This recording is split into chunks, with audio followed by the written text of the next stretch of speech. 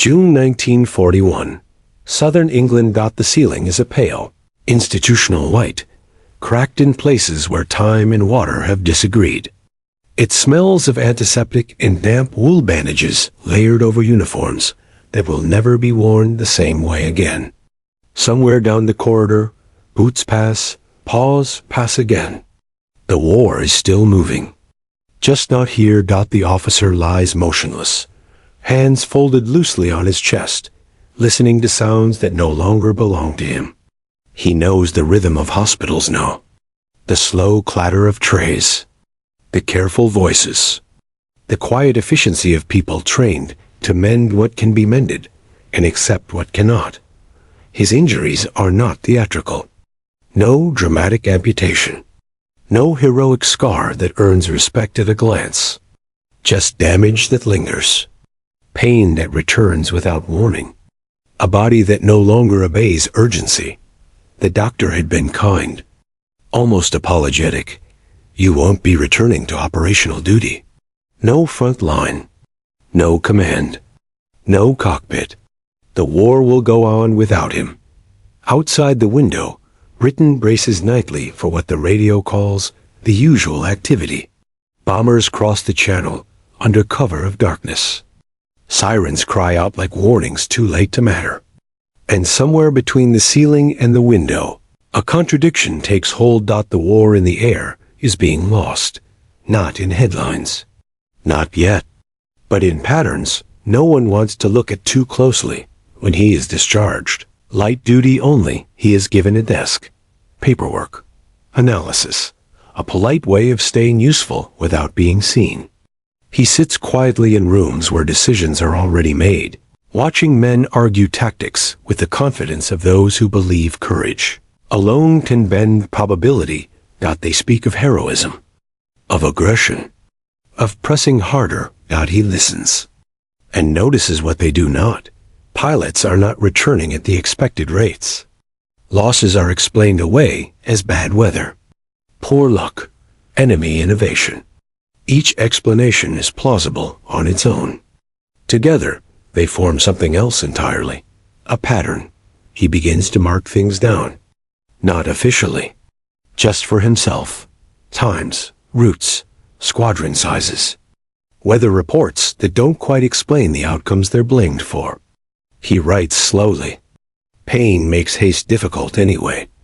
They were too focused on machines, on dogfights, on the myth of individual bravery. But war does not reward myth. It rewards alignment. At night, unable to sleep, he listens to bombers pass overhead, friendly ones this time, and imagines the men inside them. He wonders how many will return because someone failed to notice a trend. How many will not? If he cannot return to the front, what obligation does he still owe to those who can? The question becomes heavier than his injuries. He brings his observations to a superior, carefully, respectfully. He frames them as questions rather than accusations. The response is polite, distant. Losses are the cost of war. The phrase lands like a door closing. And yet, the numbers do not stop speaking. He keeps working, not out of defiance. Out of inevitability, the front line took his body. But it sharpened his sight. And slowly, in the margins of reports no one reads closely, something begins to form, an idea that will not yet be named, but refuses to be ignored. February 1942, near RAF Southern Command. The office was never meant for thinking. It was meant for movement. Phones ringing.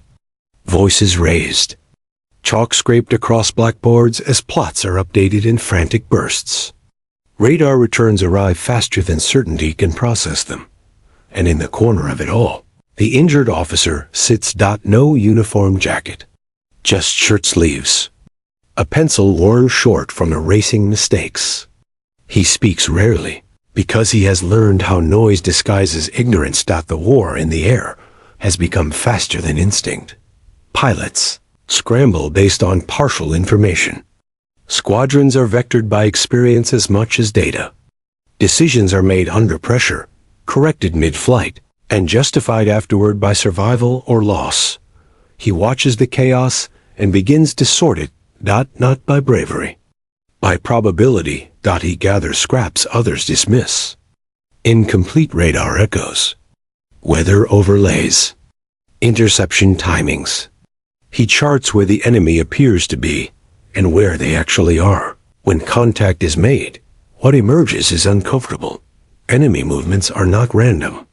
They are patterned, predictable, but only if one stops treating each raid as a singular event. The tool he begins to build is not a machine. It is a method. He layers information, filters out what feels urgent but proves irrelevant, trusts trends over anecdotes. It is slow work, lonely work, the kind no one notices until it starts to matter. When he presents it, there is skepticism.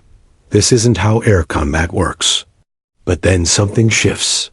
A squadron is held back instead of launched. Losses drop. Another intercept is delayed by minutes, and suddenly contact happens on better terms. Pilots return, surprised by how manageable the fight felt. The victories are small, almost invisible. And that is their strength. The enemy has not been outgunned. They have been anticipated. Still, the resistance is institutional. You cannot salute a chart. You cannot decorate a prediction. Courage is visible. Intelligence is quiet, but the numbers keep improving. By mid-year, the method is embedded into briefings without attribution. It becomes procedure, something that has always been done this way. The tool outruns the enemy, not by speed, but by foresight. When victory arrives disguised as statistics, who is brave enough to believe it? He watches pilots walk past his office laughing, alive. He never tells them why. He doesn't need to. Script title: The Invention That Flew Without a Name. War has changed its tone. Confidence has replaced desperation. Maps are updated with arrows pointing forward instead of inward. Losses still happen, but no longer at the rate that once threatened collapse. The invention has done its work, and no one speaks of it. Air operations are smoother now, tighter. Commanders credit experience. Improved aircraft. Better weather windows. All of it is true, and all of it incomplete. The tool, the quiet alignment of data, restraint, and anticipation, has no inventor on record. It has been absorbed into doctrine, stripped of origin, polished until it looks inevitable. The officer remains at his desk. No medal ceremony. No citation. His injuries still ache in damp weather. His name appears nowhere public. He does not ask why. He understands something history often forgets. War prefers heroes who can be photographed. But survival often belongs to those who reduce chaos rather than conquer it. When the war ends, files are archived, methods standardized, credit redistributed until it belongs to no one at all.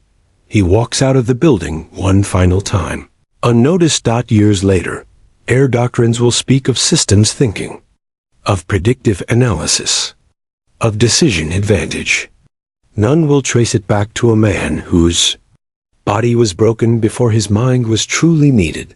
Some victories leave no monuments, only empty chairs where pilots would have been missing. And perhaps that is enough, because the war was changed not by someone who fought harder, but by someone who saw clearer. When fighting was no longer possible, history moved on. The lives it saved did not. And somewhere between silence and survival, his legacy still flies unnamed, unthanked, and essential.